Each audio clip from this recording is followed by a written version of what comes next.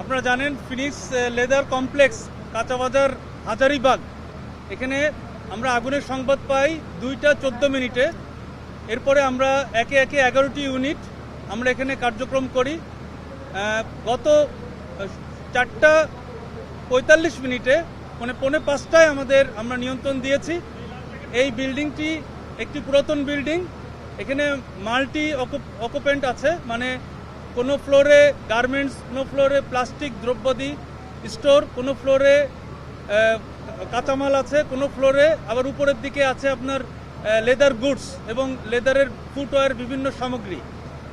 এইটা একটা অতি দাহ্য বস্তু, প্রত্যেকটা বিষয়ই অনেক দাহ্য এবং এখানে বিভিন্ন ভাগে ভাগে রুমগুলোকে বিভিন্ন কম্বাসেবল আইটেম দিয়ে, মানে উচ্চ দাহ্য পদার্থের বিভিন্ন কিছু স্টোর এবং ভাগ ভাগ করা হয়েছে, যেটা অতি সহজেই আপনার আগুন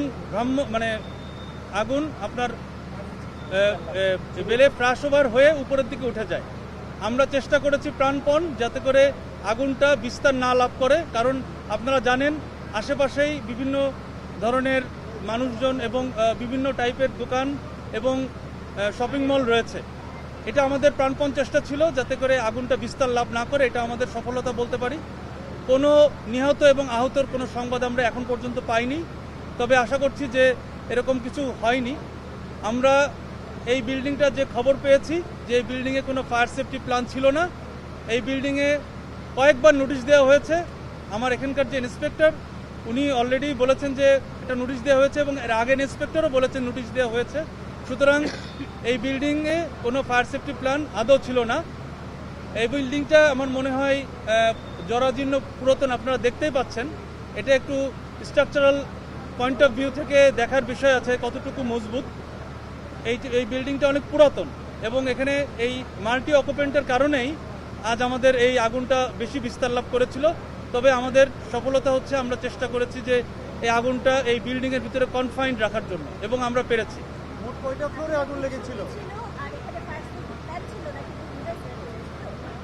এখানে অল্প কিছু একটা দুটো ফায়ার এক্সটিংগুইশার পেয়েছি, কিন্তু আদতে এটা আমরা বলবো না যে এখানকার যে ধরনের প্রোডাক্ট রয়েছে অথবা যেই প্রত্যেকটা ফ্লোরে যে ভিন্নতার একটা, মানে এক একটা ফ্লোর এক এক টাইপের, কোনোটা গার্মেন্টস, কোনোটা প্লাস্টিক দ্রব্যের আপনার স্টোর।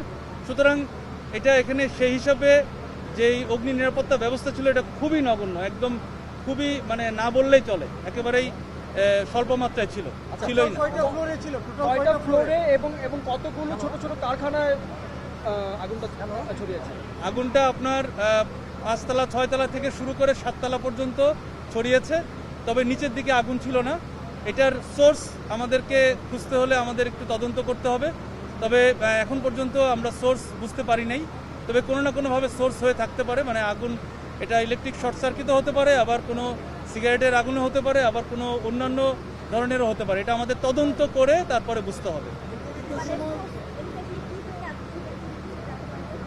না, এখন পর্যন্ত আমরা জানতে পারিনি, তবে তদন্ত সাপেক্ষে আমরা জানতে পারবো। আচ্ছা, একটা জিনিস যতটুকু জেনেছি যে এই একই ভবনে এর আগে আরো 2বার আগুন লাগার কথা শুনেছি, একটা 2014 সালে এবং 2023 সালের এই ঠিক একই সময়ে যতটুকু জানতে পেরেছি। তো যেহেতু এর আগেও 2বার আগুন লেগেছিল, তাহলে আপনারাও বলছেন যে আপনাদের ফায়ার সেফটি এখানে ছিল না, ফায়ার লাইসেন্সও ছিল না, তাহলে এমন অবস্থায় এটা কি আপনাদের কোনো গাফালতি মনে করেন কিনা যে এই 2বার আগুন লাগার পরও এই ভবনটা সচ্ছলভাবে চলেছে? আমি আমাদের গাফিলতি মনে করি না, এই জন্য যে আমাদের একটা পদ্ধতি রয়েছে। আমরা প্রথমে পরামর্শ দেই, তারপরে আমরা নোটিশ দেই, নোটিশ দেওয়ার পরে আমরা এই নোটিশ আবার বিভিন্ন জায়গায় অনুলিপি দেওয়া হয় এবং ওনাকে বারংবার বলা হয়েছে। এবং এটা যতটুকু গাফিলতি হতে পারে এটা সেই মালিকের এন্ডে হতে পারে, তবে আমাদের সংস্থা, আমি বলতে পারি ফায়ার সার্ভিস তরফ থেকে কোনো রকম গাফিলতি নেই। আচ্ছা, এরকম ভবন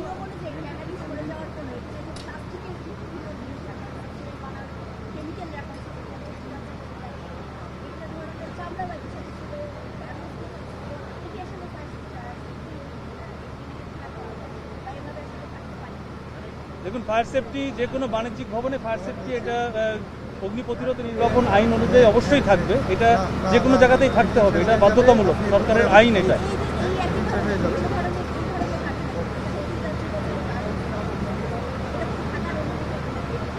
না, আমরা আমাদের একটা প্রসেস রয়েছে, আমরা এটা সার্ভে করে দেখি, তারপরে এটা আসলে কতটুকু দাহ্য এবং কতটুকু এটার ব্যাপ্তি, এটা ফায়ার রিস্ক অ্যাসেসমেন্ট করার পরে এটা আমাদের কার্যক্রমটা হয় এবং আমরা সেই অনুযায়ী তার ফায়ার ইকুইপমেন্ট এবং ফায়ার ইনস্টলেশন যেগুলো দরকার, রিজার্ভার এবং মেজর ইস্যু যেগুলো আছে, এগুলো না থাকলে আমরা কখনোই ফায়ার সেফটি প্ল্যান দেই না এবং এটা নিশ্চয়ই আমরা দেওয়া হয় না। একটু ক্ষয়ক্ষতিটা একটু বলবেন, ক্ষয়ক্ষতি কি পরিমাণে ক্ষয়ক্ষতি হচ্ছে সাথে সাথে আপনারা এসেছেন আসার পরও এতক্ষণ সময় আপনারা কেন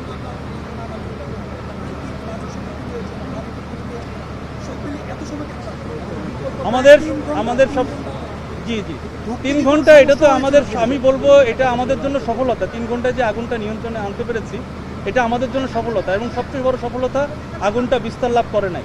আপনারা দেখতে পেয়েছেন যে আমাদের টিটিএল কিন্তু আসছে, কিন্তু টিটিএল কি আমরা ডিপ্লয় করতে পেরেছি? আমরা কিন্তু পারি নাই, টিটিএল ডিপ্লয় করতে আমরা পারি নাই। সুতরাং এখানে আপনারা দেখতেই পাচ্ছেন কিভাবে আপনার ইলেকট্রিসিটি লাইনগুলো, পোলগুলো রাখা আছে এবং বিল্ডিংগুলো কেমন আছে। সুতরাং আমাদের কিন্তু আমাদের যেই শক্তিমাত্রা এটা কিন্তু আমরা সম্পূর্ণ দেখাতে পারি নাই। আমরা 13টা ইউনিট এনেছি, বাট কাজ করতে পেরেছি বেসিক্যালি 8 থেকে 9টা ইউনিট। আমরা বলছি 11টা ইউনিট কাজ করেছে, কিন্তু বেসিক্যালি এটা প্রথম থেকে যদি কাজ করতে পারতো তাহলে হয়তো আরও কম সময় লাগতো। তবে আমাদের একটু বলবো যে এটা বিস্তার লাভ করে নাই, এটাই আমাদের সবথেকে বড় সফলতা। আগুনের ক্ষয়ক্ষতি সম্পর্কে বলছি, এখনও নির্বাপন হয় নাই, এখন আমরা নিয়ন্ত্রণ দিয়েছি। এটা নির্বাপন যখন হবে এরপরে আনুমানিক একটা ক্ষয়ক্ষতি হবে, আমরা বলতে পারবো এবং তদন্ত সাপেক্ষে ফাইনালি আমরা টোটাল কি ক্ষতি হয়েছে এটা বলতে পারবো।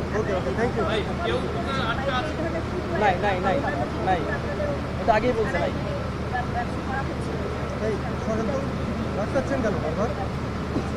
আমাদের এটা একটা দৈনিক প্রক্রিয়া, মানে আমাদের নিয়মিত একটা কার্যক্রম, এগুলো আমরা চলতেই থাকে। আর এটার জন্য তদন্ত কমিটি অবশ্যই হবে, এটা আমাদের নিয়মিত কার্যক্রম। এটা সবসময় যে কোনো ধরনের অগ্নিকাণ্ডে আমাদের এটা তদন্ত হয়, এটা আমাদের একটা ডিফল্ট একটা বিষয়। জি, অনেক ধন্যবাদ। Thank you.